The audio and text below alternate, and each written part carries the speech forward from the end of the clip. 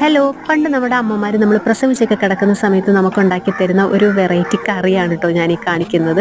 അപ്പോൾ നമുക്ക് ഇതിന് എന്തൊക്കെയാണ് വേണ്ടതെന്ന് നോക്കിയാൽ, പ്രസവപ്പുളി എന്ന് കേട്ടോ ഇതിൻ്റെ പേര് പറയുന്നത്. അപ്പം ഇവിടെ തേങ്ങ തിരുമി വെച്ചിട്ടുണ്ട്. ഒരു തേങ്ങയാണ് കേട്ടോ തിരുമി എടുത്തിട്ടുള്ളത്.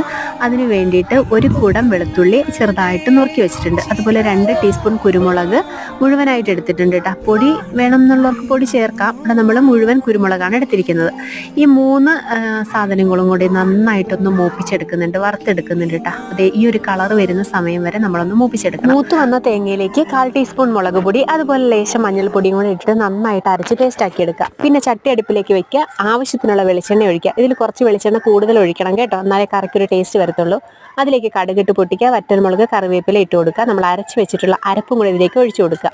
ലേശം പുളി ഒഴിച്ചു കൊടുക്കുക, ആവശ്യത്തിനുള്ള ഉപ്പിട്ട് കൊടുക്കുക. നന്നായിട്ട് തിളപ്പിച്ച് നമ്മൾ ആ ഒഴിച്ചിട്ടുള്ള എണ്ണയൊക്കെ തെളിഞ്ഞ് വരുന്ന സമയത്ത് നമ്മുടെ ഈ പേറ്റുപുളി റെഡി ആയിട്ടുണ്ട്. അപ്പോൾ ഇത്രയുള്ള ടാറ്റാ.